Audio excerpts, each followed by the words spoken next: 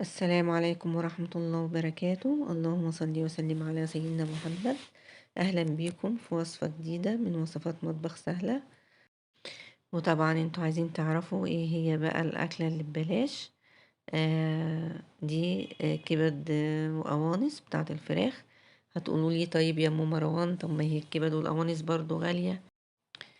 تعالي بقى اقولك انا بعمل ايه. كل ما بجيب فرخة بشيل منها الكبد والقوانص، ما بعملهاش واحطها في كيس في التلاجة، في الفريزر لغاية ما يكون معايا كمية زي اللي انتوا شايفينها دي كده، وابدأ بقى ايه استعملها. وكده يبقى وفرتي وجبة في اليوم، وهتعملي جنبيها شوية بطاطس محمرة، حتة كرنبيطة مقلية، ممكن بتنجان مقلي. وكده يبقى انتي وفرتي غدوة بحاجات موجودة عندك في البيت. هنبدأ بقى نقطعها كده زي ما انتوا شايفين، مكعبات. انا خليت الكبد لوحدها والقوانص لوحدها، عشان القوانص بتاخد طبعا سوا اكتر من الكبد، فهسويها هي الاول. هنا بقى هنبدأ نعصر عليها نص ليمونة كده، عشان طبعا ما تخليش فيها زفارة. وهعصر برضو على القوانص كده زي ما انتوا شايفين.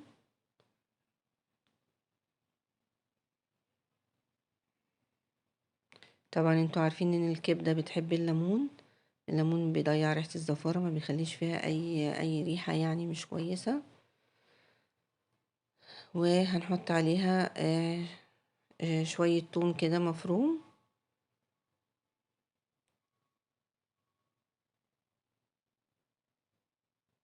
وكمان هضيف شوية كزبرة ناشفة.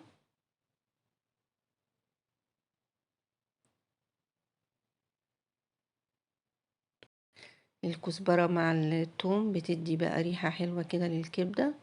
وهسيبها بقى كده تتبل حوالي ربع ساعة، لغاية ما تاخد معايا كده طعم التوم والليمون وتشرب من التتبيلة كويس. هنبدأ بقى ناخدها على البوتاجاز. بقى هناخد الطاسة بتاعتنا هنسخنها كويس. اسخن بقى الطاسة كويس، وهضيف بقى معلقة سمنة كده زي ما انتم شايفين.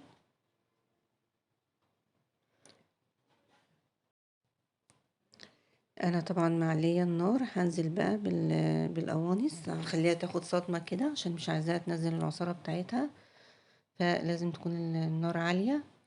وهشوحها بقى كده زي ما انتم شايفين لغاية ما تاخد لون كده معايا، وبعدين هنزل بقى بالكبدة.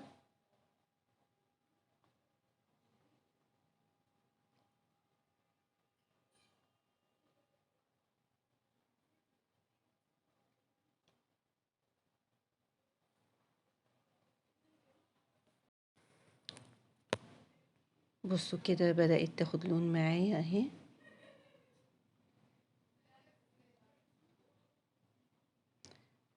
هخليها بقى كده على جنب شوية عشان انزل الكبدة.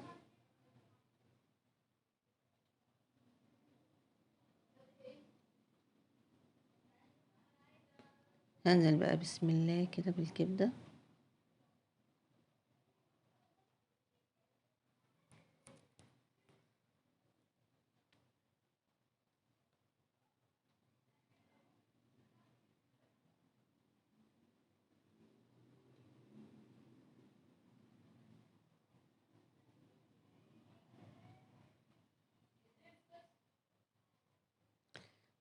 طبعا الكبدة ما بتاخدش سوا كتير، يعني يا دوبك بس تاخد تشويحتين كده على النار، وبعدين هحط بقى بقية التوابل بتاعتها،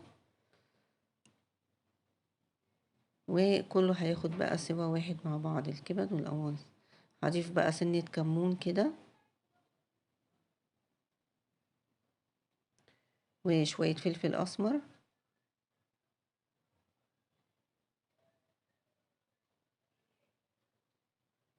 وهحط الملح بتاعي. هقلب بقى كده.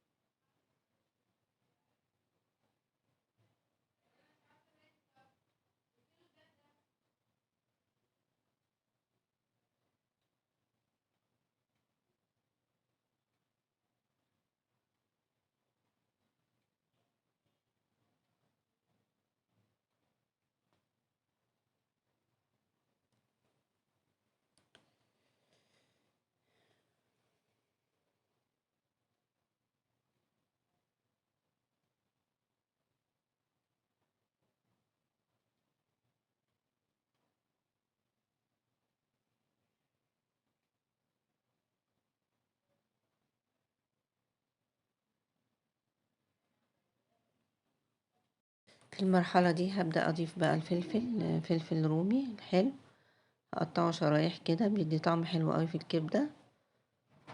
لو عايزة لو حابة تحطي برضو قرن فلفل حامي، ممكن تقطعي برضو قرن فلفل حامي وتحطي. لو عندك أطفال بقى بلاش الفلفل الحامي وهتستكفي بالفلفل الحلو.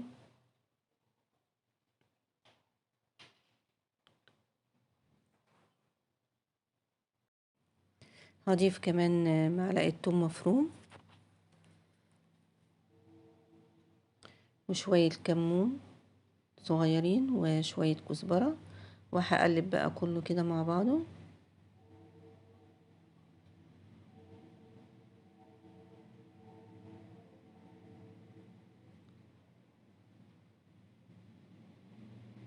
شفتوا الفلفل بقى في الاخر بيتحط بيبقى لونه مزهزه زي ما هو، وما بيبقاش دبلان قوي يعني، فانا مش هسيبه لغايه ما يدبل قوي.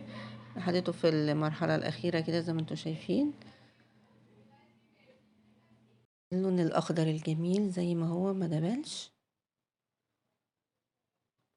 وربنا يرحمنا من غلاء الاسعار، واطفئوا غلاء الاسعار بالاستغفار، عليكم بالاستغفار. أستغفر الله العظيم الذي لا إله إلا هو الحي القيوم وأتوب إليه. اللهم ارفع عنا الغلاء والبلاء، اللهم ارفع عنا الغلاء والبلاء يا رب. اللهم أزح الغم عن هذه الأمة يا رب العالمين. ودلوقتي هنقدمها بقى في طبق التقديم زي ما انتم شايفين كده.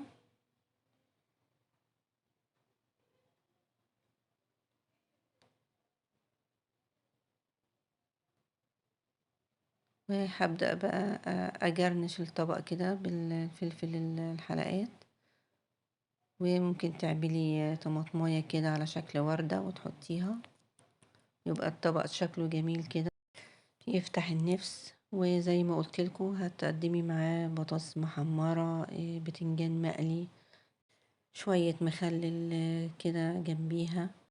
وبالهنا والشفا اللي يجربها. لو عجبتكم الوصفة ما تنسوش تعملوا لي لايك، ولو أول مرة تشوفوا قناتي يا ريت تشتركوا وتفعلوا زر الجرس على الكل عشان يوصل لكم كل جديد. كنت معاكم أم مروان، والسلام عليكم ورحمة الله وبركاته.